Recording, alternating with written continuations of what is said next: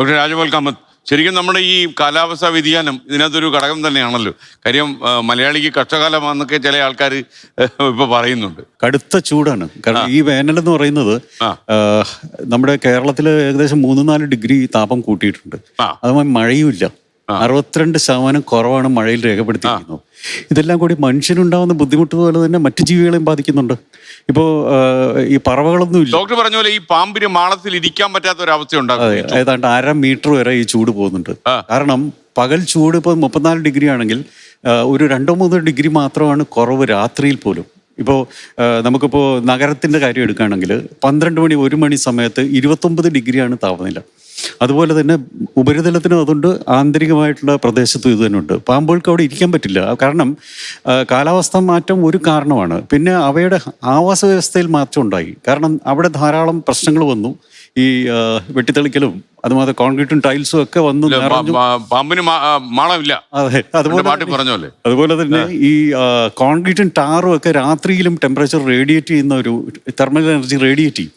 അപ്പോൾ അതുകൊണ്ട് 24 മണിക്കൂറും അസ്വസ്ഥരാണ്. മനുഷ്യരെ പോലെ തന്നെ മറ്റു ജന്തുക്കളും അസ്വസ്ഥരാണ്, പാമ്പുകളും മറ്റുമൊക്കെ. പിന്നെ ഭക്ഷ്യശൃംഖലയിൽ മാറ്റം വന്നിട്ടുണ്ട്. അതായത് പരുന്തുൾപ്പെടെയുള്ള പറവകളും ഒക്കെ ഇതിനെ ഇരയാക്കിക്കൊണ്ടിരുന്നവയൊക്കെ അപ്രത്യക്ഷമായി. കാരണം ഈ ചൂട് കൊണ്ട് അത് അപ്രത്യക്ഷമായി. അതുകൊണ്ട് ഇതിൻ്റെ എണ്ണത്തിൽ വർധന ഉണ്ടായിട്ടുണ്ട്. കേരളത്തിലെ 80% അർബനൈസ്ഡ് ആണ്. അവിടെ എല്ലാം ഈ താപത്തുരുത്തുകൾ ഫോം ചെയ്യുകയാണ്. അത് ഓരോ നിശ്ചിത സ്ഥലത്തും 3-4 ഡിഗ്രി കൂടുതലാണ്. അപ്പോൾ അവ എന്താണ് ചെയ്യുന്നത്? അവ തണുത്ത സ്ഥലങ്ങളിലേക്ക്, ഇപ്പോൾ ഇവിടെ സംസാരിച്ചതുപോലെ തണുപ്പുള്ള സ്ഥലങ്ങളിലേക്ക് പോകും. തണുപ്പുള്ള സ്ഥലങ്ങൾ എന്ന് പറഞ്ഞാൽ വീടുകളൊക്കെയാണ്.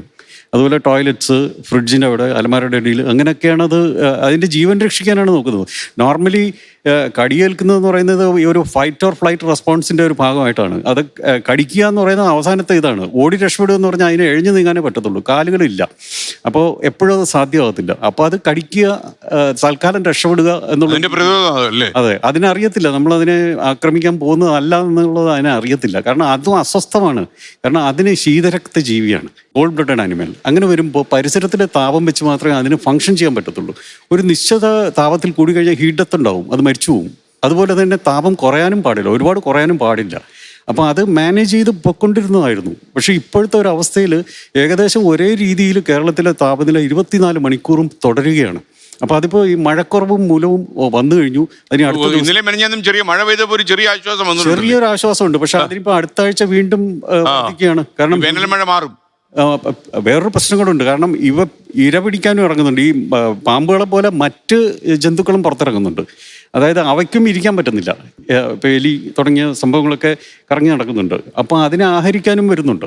അതൊരു കാരണമാണ്. പിന്നെ നമ്പർ വർദ്ധിച്ചുകൊണ്ട് ചില സ്പീഷീസ് ഈ പ്രജനനം നടത്താനും ഇറങ്ങുന്നുണ്ട് ഈ സമയത്തിനിടയ്ക്ക്. അതിനിടയ്ക്ക് അതും ഒരു നിശ്ചിത തോതിൽ പ്രജനനവും കൂടി ഈ സമയത്ത് നടക്കുന്നുണ്ട്. അപ്പോൾ എല്ലാം കൂടി ചേർന്നിട്ടുള്ള വംശവർദ്ധനവും ഉണ്ടായിട്ടുണ്ട്. കാരണം ഈ ഭക്ഷ്യശൃംഖല ഡെഫിഷ്യൻ്റ് ആയതുകൊണ്ട് വംശവർദ്ധനം ഉണ്ടായിട്ടുണ്ട്. അതുകൊണ്ടാണ് ഈ വെനമസ് സ്നേക്സ് കൂടുതലായിട്ട് കേരളത്തിൽ ഇപ്പോൾ കണ്ടുവരുന്നത്.